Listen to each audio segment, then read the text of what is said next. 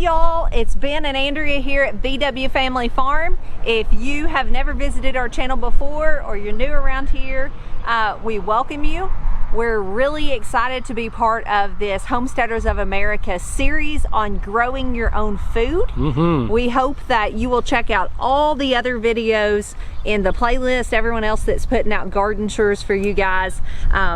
I'm pretty sure all of our motivation is just to educate and inspire others to do the same, because none of us are doing anything that you guys can't do too. So we hope that you will take a little bit of inspiration and start growing food. All right, so we're fixing to get ready and take y'all around and show you our garden, how it's going so far. It's still early in the year yet. We're getting things planted, but we do have some things that we planted in early spring and some garlic from last fall. We'll take you around and show you what all we've got going. So like Ben said, we have some things planted. That's part of what we're doing today, is planting more. So we're going to take you around as we plant and show you some of the things that are already there. We have a lot of things that come back year after year, fruit trees, all kinds of things like that. So we're going to give you just a grand overview. So let's go.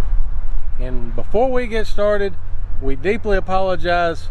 This wind is crazy today. As you can see, Andrea's hair. Yes. So it may be a little bit muffled on the audio. We'll do the best we can. So we mainly do in-ground gardening, but we do have a few raised beds as well. We kind of do a little bit of everything. The majority of our growing is in the ground, but I have herbs filling a bunch of raised beds. I have these two up here, and then I have some more on the side of the house. You can see I have all the standard herbs. I have sage, and I have parsley, basil, I have some cilantro down in here, oregano, lemon balm, all the good ones. I have some lemongrass over here. And then I also have some of my favorites, my elderberry bushes up here. So I've been getting elderberries off these for several years now, and then I've tried all different methods of preservation, drying them, freezing them, boiling them right away, all kinds of different stuff. All of them have worked fantastically. The point is, grow some elderberries. They're easy to grow, and then you have got a great immune boosting berry that you can do lots of things with. This bed is full of carrot seeds. You can see they are just starting to sprout. See if I can show you some. You can see them down in there just starting to sprout. Hopefully we will get a lot of carrots out of this bed. All right, in all honesty, I have been called a hard worker many times, slave driver sometimes by my family, just all kinds of names for it. I go daylight till dark and a lot of times don't sit down. But with that personality type also comes that I like to do stuff and get it done and mark it off my list. But sometimes that's not good for gardening. Sometimes you need to take a step back and do a little and call it done, and come back in a week or two and do a little more, and then so on and so on, and succession plant. Meaning you don't just get in there and get her done and call it done and have 200 heads of broccoli that are gonna all be ready at one time and then not anymore. You need to plant a few seeds, wait a little bit, plant a few more, and then and so on, so you have steady food coming in.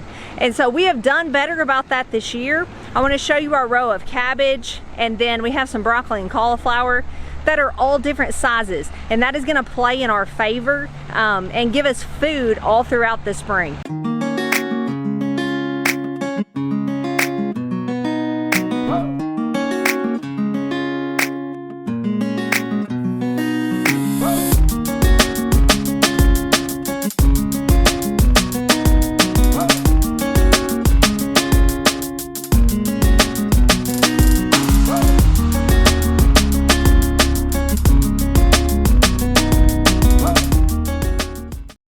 So you can see we have all different sizes. You can also see we've got it uncovered right now, but we are using a row cover. A lot of that has come from Growers Solution. We always have a link down below to save you 10% if you want to buy from them. That has been a game changer for us because we try to grow as naturally and as organically as possible. But here in the South, I don't even think I told you where we are. We're in the middle of Arkansas. Worms are a huge problem, especially on early spring crops, cabbages, broccolis, cauliflowers. You will start growing a beautiful head and then all of a sudden it's full of worms. And that's due to cabbage moths laying eggs on them, and then those hatch into worms. and it's ruined your beautiful produce. So this has totally changed the game for us. Everyone around us, pretty much the standard go-to is 7 dust, and we really wanted to get away from using that. Did not want that in our food, and so this has allowed us to grow brassicas and things like that with no chemicals, which is just exactly what we've been looking for. Another thing we're doing this year is the woven ground cover. Another total game changer for us that we're really excited to have discovered.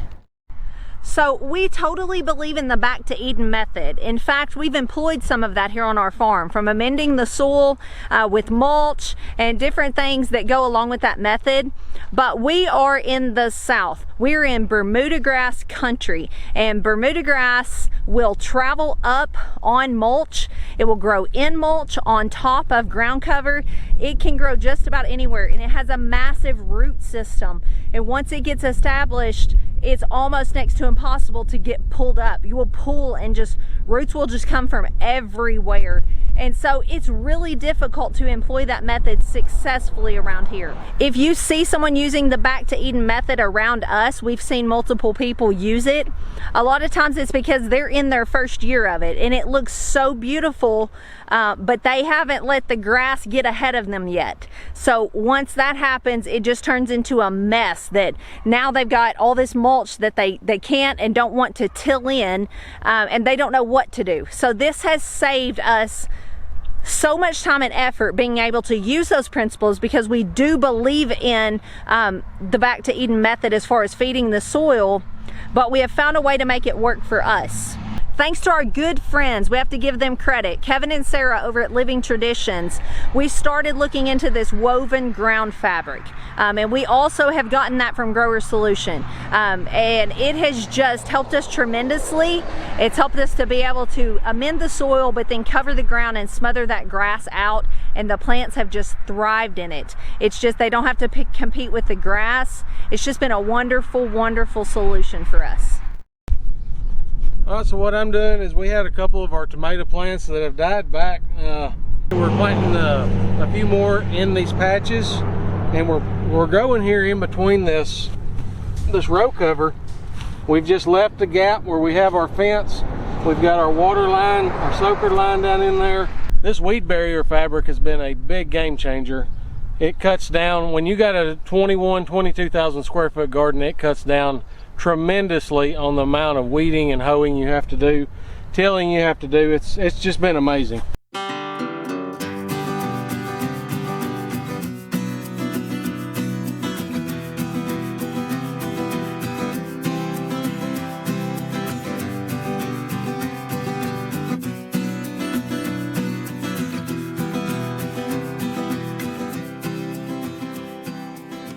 All right, all these varieties in our back garden are big slicer tomatoes. Our back garden is roughly 100 by 50, and we're gonna have one row of tomatoes in it. Andrea, how many tomatoes are? 44. We're putting 44 down this row. Then we're gonna put another roll of the weed fabric right beside it and cut down on the weeds. These are planted in fiber pots. As you can see, the roots are kind of growing through the pot, so it's kind of like air pruning. They're not getting real root bound in here. All we're going to do from here is just plant this whole thing underground. You can see the roots kind of coming through in places.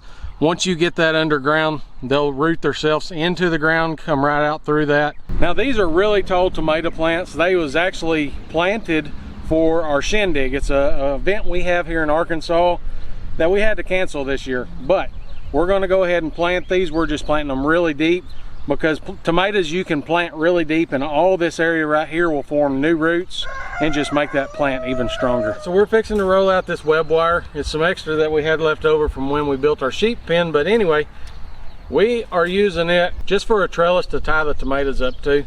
We're going to roll it out and get it strung up, and we need to clip a few of these on. They're pretty tall. Afraid the wind's going to break them.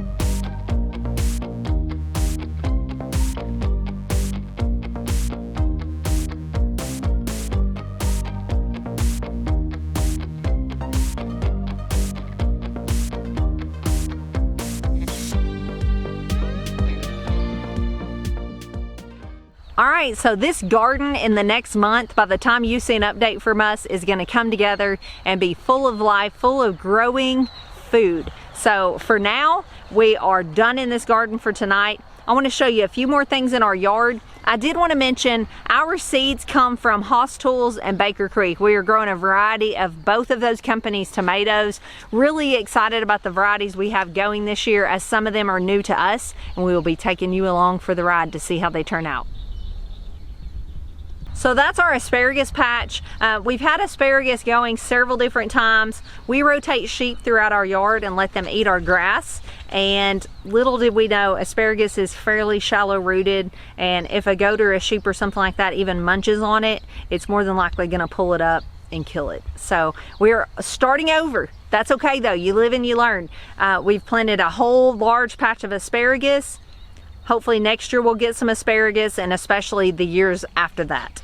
So these are my 3 original raised beds. We put these in years ago. They're old tractor tires. I've gotten quite a few comments on they're not good to be growing in, and I probably wouldn't do that again, but hey, they're here. So I grow a lot of things in them that I'm not necessarily gonna eat. I grow a lot of things for the pollinators, lots of flowers and herbs that the pollinators like, because hey, we're beekeepers, so we're always thinking about the bees too. We have lots of things that flower, and in hard times, I could eat these. I could make them into teas and tinctures and things like that.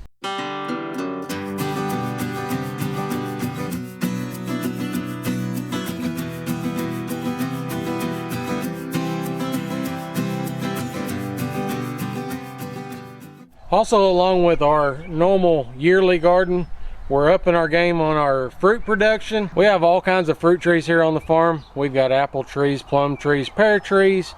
We've got some blueberry bushes, but we've also started planting some more. That way we're always increasing our yields, more things to cross-pollinate with, and just ultimately more food security. These right here are blueberry bushes. These are about, I think, 4 years old. They are really going to be loaded this year. We've got to get out here and get our bird netting put over it, because here in Arkansas the mockingbirds love to steal our blueberries. And this right here is our massive rosemary bush, so shrub, tree. I planted this thing probably 3 years ago. And fresh strawberries right out of the garden. Is it good? It's really good. All right, so this is obviously our strawberry bed. These strawberries was gifted to us. They're bare root strawberries that we started last year. I put a few in my aquaponic system, but then some of these we threw out here in this little raised bed. So you can see, just planting something that's a bare root in 1 year, how much food that can produce. These things are loaded. We're hoping to get a few strawberry pies out of it. We've already gotten some strawberries that we've been nibbling on. So that is what's going on here at VW Family Farm right now. It's the beginning of the season. Everything's coming to life. We've been working hard getting it planted. Gardening can be a lot of hard work, but it can also be very rewarding. We plan to take y'all along with us as we plant our gardens and harvest all of the beautiful vegetables. Yes, we hope y'all will stick with us this year. We're excited to be bringing you a monthly update. I feel like between this month and next month, things are going to change dramatically. Yeah. Maybe we'll even be harvesting some stuff by then. So stay tuned. We appreciate you taking the time to watch this video, and we will see you next month. Thank y'all for watching. Until next time, God bless. Okay, hold on just a second. Traffic, traffic, traffic, woo! So loud, living on a busy highway.